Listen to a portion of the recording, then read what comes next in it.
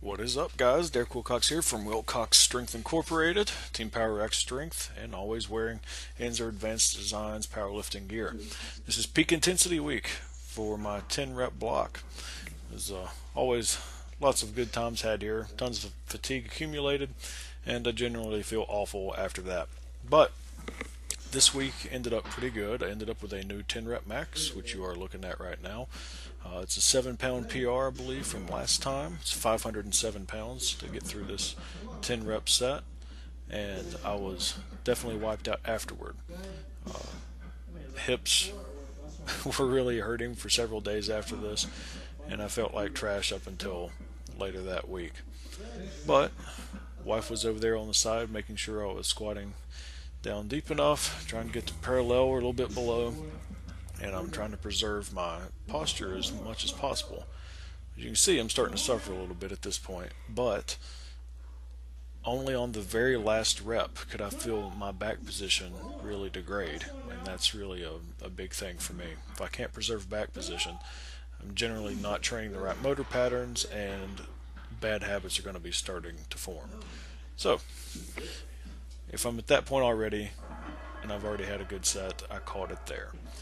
After that, we had stiff leg deadlifts.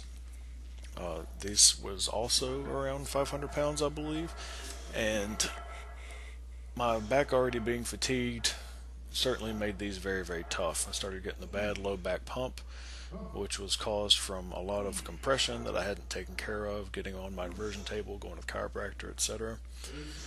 So all that contributed to me feeling awful after this as well. But this is really a magical exercise, like I talk about, it seems like every week.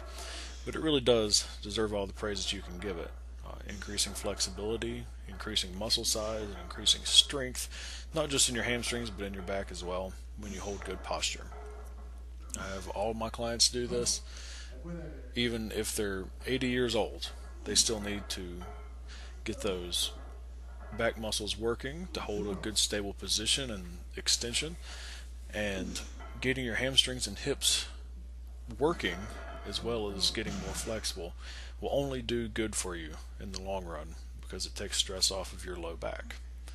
Now this is definitely an off-season specialty, because I'm trying to get as much quadricep stimulation, especially vastus medialis, that teardrop muscle down by the knee, as I can, because more muscle around that area will give lots of stability, but it also gets more flexibility in the quadriceps and everything like that. The second day of the week, that training week, was basically trying to find a 10 rep max on my incline bench press. I started with 205 here, or no, that was 215. I'd already done 205. This was 225 with a little spot from the wifey here. Pulled her down from upstairs so I wouldn't die on this.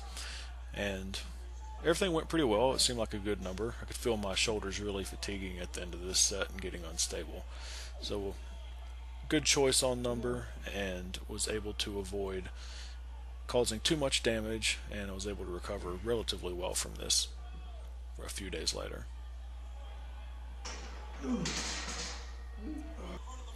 So after this, I did the seated tricep extensions, which do feel totally different than standing. I worked up to 125 pounds, I believe, for all three sets on this, and did very well with it. I was very happy. The last rep was absolutely everything that I had, so it was a good number picked.